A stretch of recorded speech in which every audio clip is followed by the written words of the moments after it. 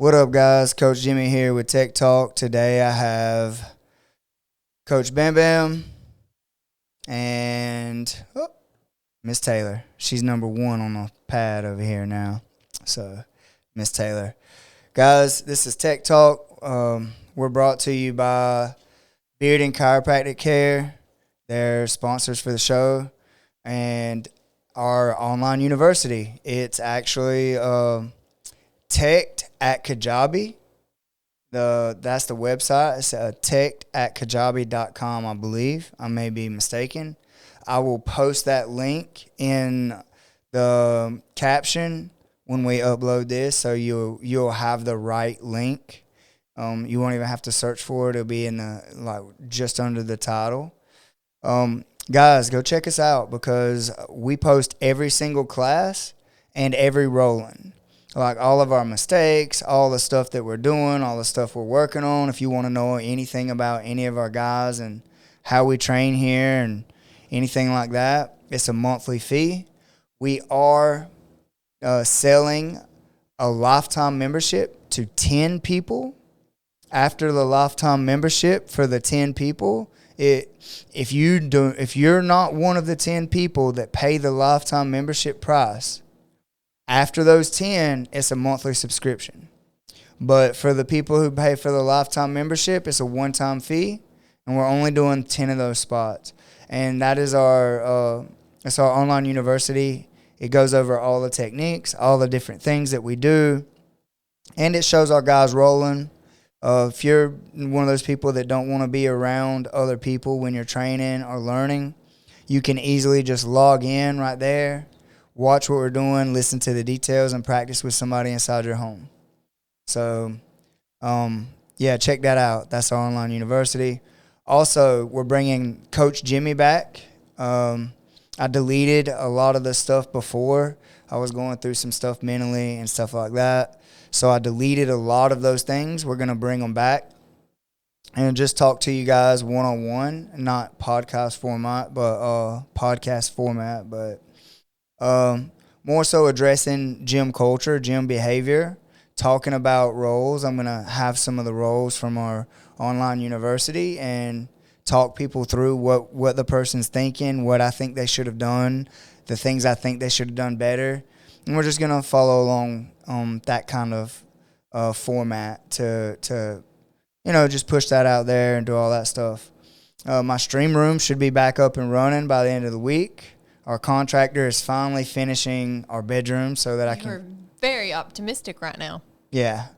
I want to get my streaming room back up and running, and I'm hoping that it's done by the end of the week so that I can start streaming again and see you guys in person and talk to you guys in your homes.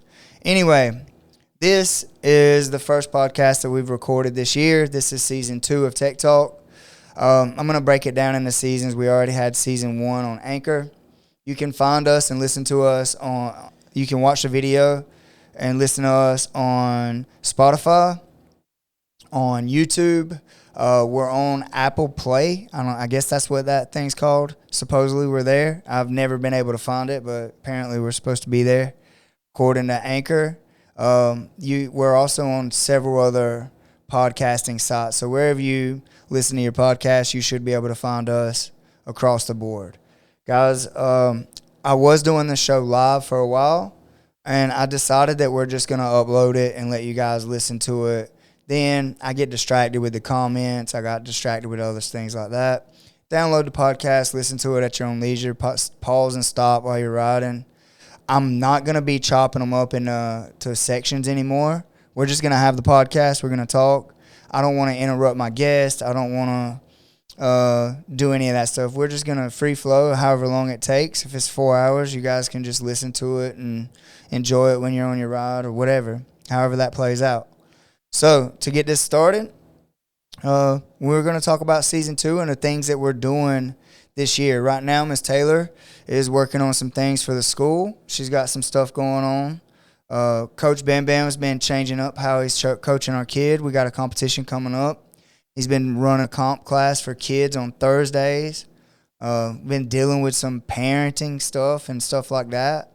that we've had to kind of work through, and it's just been uncharted territory for us. We've never had those types of issues before, and I think we're doing a good job of like navigating them and getting our kids competitive ready and stuff like that.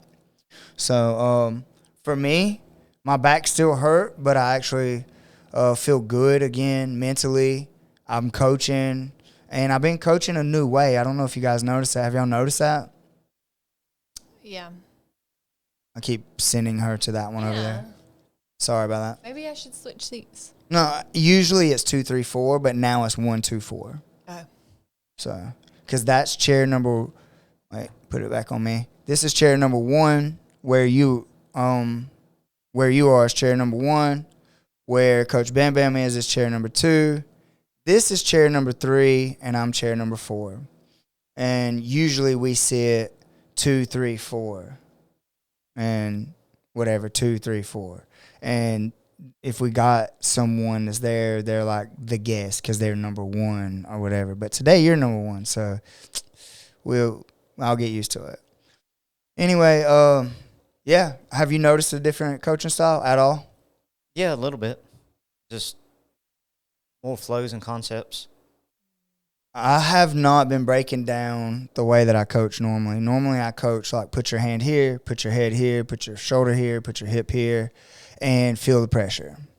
And lately, probably the last 3 weeks, I've been coaching about, hey, feel this position, find that sweet spot where they can't move, and then just let them move around. And it's just concepts of where to, like, why we're doing something and what we're doing versus do it this way.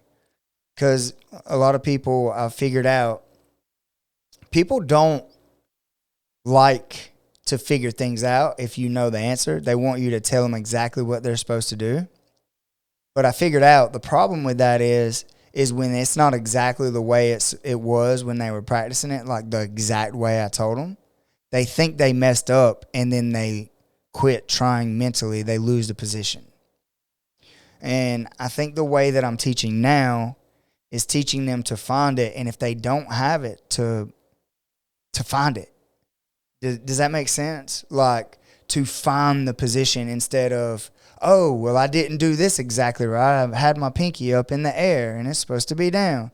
Like, I found that people were quitting on the position that they had won because it wasn't right, if that makes sense. So now I'm trying to change that mentality inside of our school. Yeah. I mean, I'm that person that, oh, no, my pinky was in the wrong spot. And so, I mean, it's made things a little bit more difficult for me because I'm like, wait, you didn't tell me what I'm supposed to do. And so I'm like, oh, what do I do? And so I've been having to figure it out a little bit more, but it definitely helps in the long run because in a roll, I'm like, oh, I can make this position work instead of, oh, well, my hand's in the wrong spot. I got to bail and go somewhere else. And so, I mean, it's tough because it makes me think differently, but it's a good thing.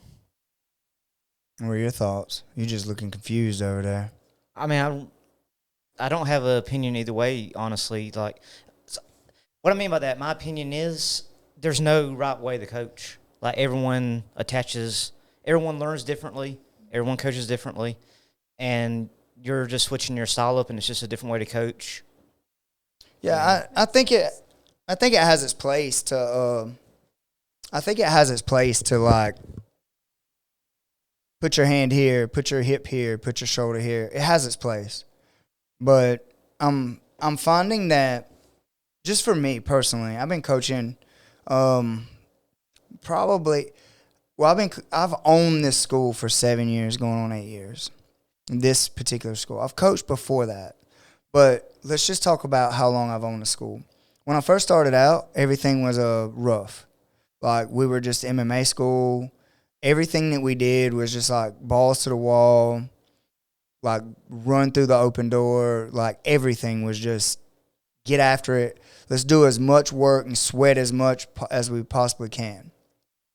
And I was trying to run a business, but I was also trying to run a fight team, have a fight team, and have competitive people. Well, I learned real quick within 6 months that I wasn't going to have a business if I pushed everybody as hard as I work. Because I work hard.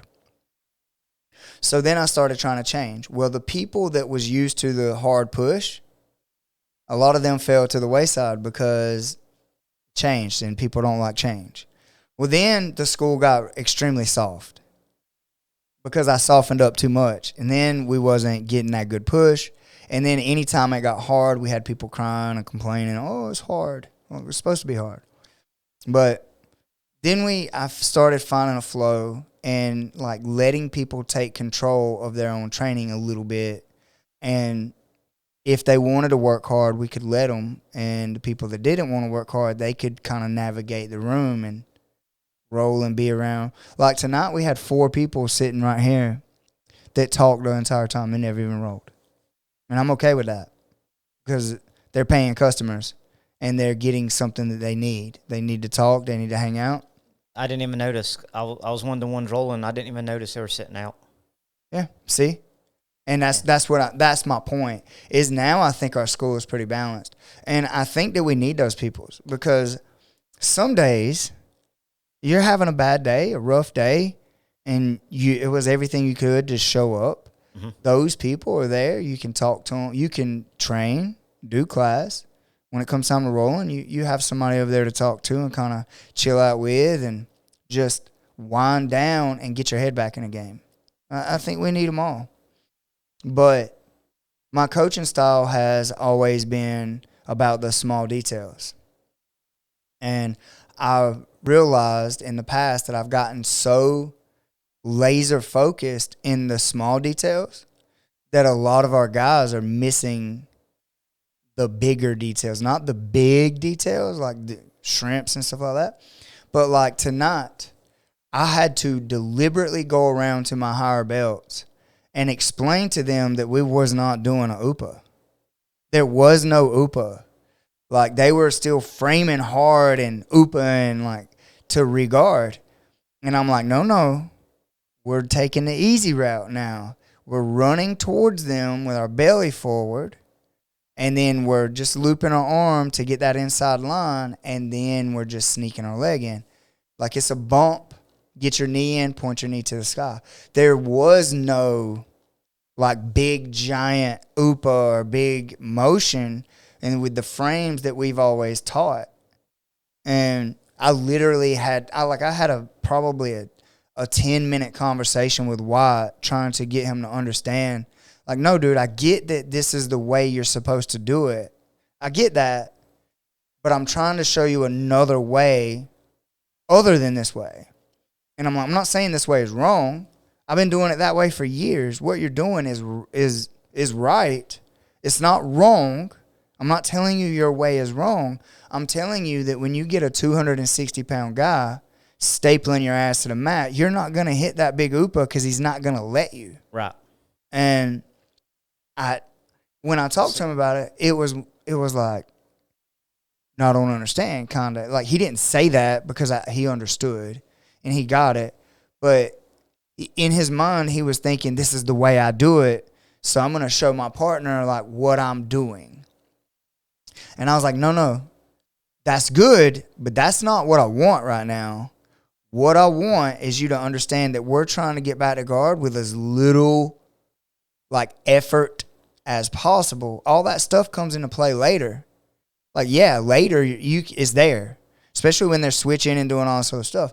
But in this particular position, I just want you to do as little work as possible and understand how to lace your leg to get right back to guard. And it was confusing some of the guys that been doing it with their frames for years and years. And like, wow, it's really friggin' good. Mm-hmm. And I love hearing his insight on things because he looks at things differently than I do. And a lot of people look at Wyatt and they're like, oh, he's a wrestler. But he's really not. He wrestled in high school, and then he did like 3 months of college wrestling. And he's been a jiu-jitsu guy now for 5 years. Like, he's a jiu-jitsu guy. But a lot of people don't want to credit Wyatt for his jiu-jitsu. They just talk about his wrestling because he's so fucking good at wrestling. But his jiu-jitsu is phenomenal. Like, the way he looks at it and tries to do things is like, it works. And part of that is he tries to be, he does things, he's got a strong style. And I don't have a strong style. I have a strong, heavy style, but it's not a strong style, if that made any sense at all. Does that make sense? Yeah. Anyway, that was where I was headed with all that. Is like, I had a lot of guys tonight having trouble with the concept of, hey, we're just running our legs towards them, running our belly towards them, and then looping our elbow inside like a small little loop for the inside line. I started getting it after the second time you circle us up. I never did hit the UPA. It was like actually when you're running, like getting on your side and stuff, because I was still trying to do like the sideways shrimp and everything.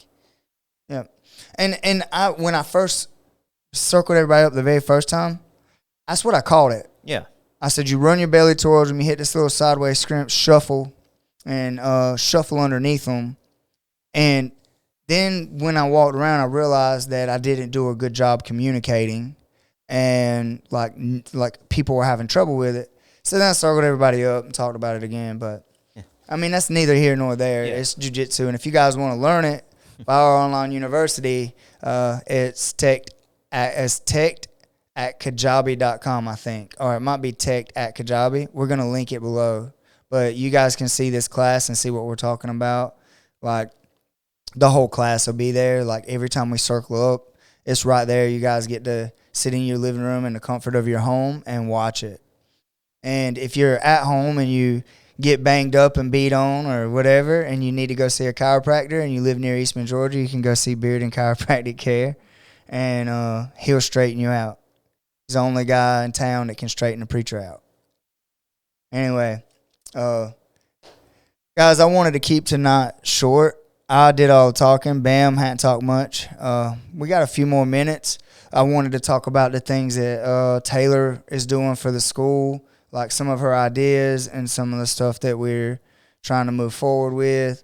And I wanted to talk about Bam, the way he's trying to coach kids and what his ideas are and how he's pushing them to be better. So who wants to go first? Oh, not everybody raise your hand at once. I guess I will. The biggest thing that I'm doing right now is summer camp. I'm actually starting to get really excited about that. I've sat down and hashed out some details. The theme weeks that we're going to be doing, the activities that we're going to be doing. I'm really excited, and I'm not ready to share yet. I have a lot of parents that are interested, so I think we're going to have a lot of jiu-jitsu kids. I don't even think the kids want to come for the activities. I think they just want to come and learn jiu-jitsu at this point, because they were like, are we doing jiu-jitsu? Okay, cool, I'll be there.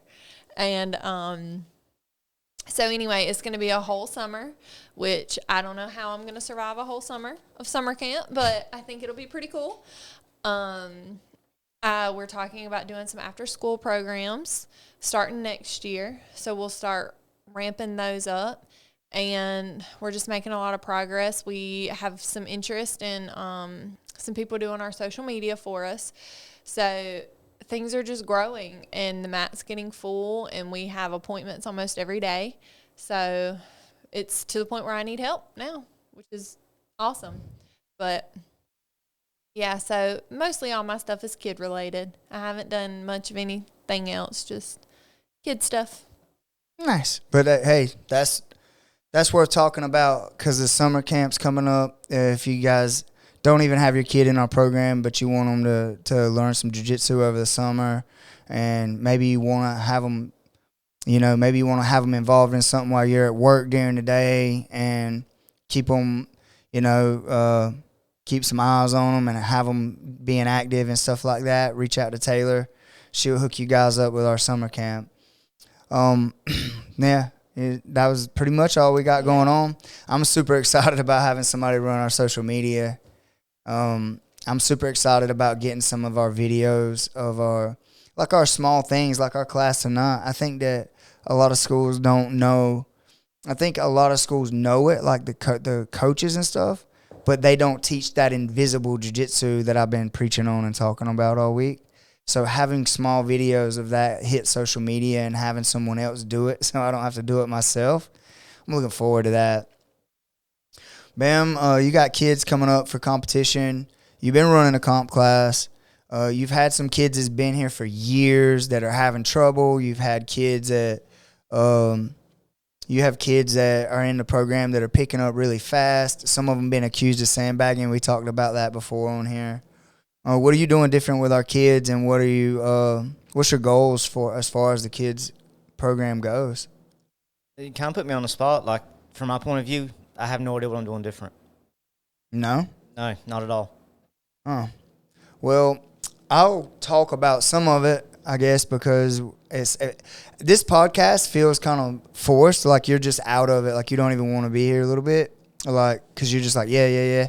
But for one, I know you're making the other kids teach the other kids and do stuff, and then you're separating some of the comp kids to the side and then putting the smaller kids on the other side. You separated our competition back to size. On Thursdays, you've been making our kids do workouts to where they're not just wrestling or competing. They're actually doing like crunches and jumping jacks and push-ups. So there's a lot of things that you changed about the program. I guess you just did it and didn't even think about, like, I'm making a change. So No, like I say, you put me on the spot, and I just hadn't thought about it. Like, talking about, like, I'm out of it. Sometimes we don't know what we're going to talk about. That's my fault. And 100% my fault. I just sit here unless I can latch on to something. Yeah. Well, I was hoping that you, like, with some of our kids and stuff, I was hoping some of them would come to mind. Like, we got one kid that's been with us for like 5 years that's struggling, and it's almost like he's just starting. And then, like, but after the talk with him, he ramps up, and then he's amazing. And then a day or two later, it's almost like he's starting over. And I was just thinking about all of those. Right. And see, I don't have anything to say about that because it's still an occurring problem. So I couldn't give you an answer. Yeah. We're still trying to work through that. Makes a lot of sense. So how do you think, because I know we have one kid that's doing the advanced division this weekend. How do you think he's going to do? He's going against someone he's gone against before. Oh, is that the advanced division? Mm-hmm. Nice. Because you're talking about Ron's son? Mm-hmm. Yeah, no one signed up but him. I don't know why I was thinking that was the intermediate division because he's doing both. Yeah, well, there was no one in advanced. Nice. So he actually called up Frank, and that's the one Billiana's doing. So they've gone together against each other before many a time. That one could go either way. Yeah. I'm excited about that one. That's like the matchup of the century. Because we have two kids that compete really well with her. I wish our other kid was in that bracket now, too. It's him. It's both Bradens. I didn't know that. I thought it was just the one. No, I mean against her. Oh, yeah. Mm-hmm. B, Braden, Billiana, and then there's that other young man. Really from Jacksonville? Yeah. Mm-hmm. And like those four, like the Strange Matters we've ran. And then they're so much fun. And then Billiana at other local ones. Like they've always have competitive matches. They're fun to watch. I'm excited about that one. When they told me today, I was like, yes, I can't wait. Yeah. Like, even if we were not going to coach a billion other kids, I would want to go just to watch I don't even think about that one as advanced because they've gone before and, like, it's gone both ways before. Yeah, it could go either way. I want to be a spectator on that one because it's a good competition. Mm-hmm. I'm excited. Yeah, it was funny how I guess kids like latch on to certain coaches. Mm-hmm. Like Taylor don't even coach kids often. Like she's in the class, but she's usually helping the newer kids. Mm-hmm. I don't coach kids ever, but I had kids that wanted I want Coach Jimmy in my corner. I want Coach Bam in my corner. I want Coach Taylor in my corner. Hunter would want you. Yeah. Because y'all have a good rapport. Mm. And that's what I said. Like, we're there to help them succeed. Mm-hmm. And even though, like, I'm the head kids coach, it's not going to hurt my feelings. Like, who in your corner is going to help you win? Yeah, I think my kid just wanted me because usually it's weird. When I'm in his corner, he wins. For some reason, I don't know why. I don't do anything. Like, sometimes I'm just sitting there like, yeah, you're doing great. And he'll win. So it's weird. Well, that's how it was, like, with Gannon. Like, his first match, I was in his corner. He lost. And then I couldn't make it to his next match, and his dad did it. He trains in the adult program, so he knows what he's talking about. And Gannon, like, swept everything else. Like, he didn't lose the rest of the day with his dad in his corner. Okay. I'm like, hey, you keep running with your dad. Yeah. Like, I'll just sit here. I'll watch. Yeah, I'm okay with this. Yeah, if you guys want to see some of these kids' matches on the Strange Matter Invitational, it's on our YouTube channel. You guys can go watch these kids that we're talking about. Their matches are there, and we're gonna run another Strange Matter Invitational pretty soon. We haven't nailed down the date, but that's something big. And I actually want to put these kids on blast. Like I want to make these kids blow up. So I'm glad that you guys are mentioning their names and stuff because I want to go ahead and start setting these kids up to be talked about with like big names. I want by the time they start competing at an adult level, people already know who they are, what they're doing, what they're finding success with. I want people to like know these kids.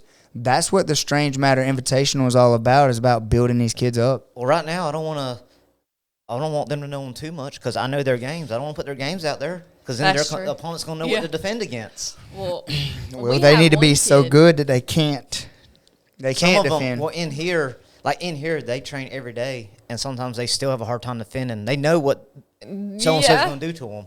And they can't stop it. We have one kid, and I'll mention him, Gabe.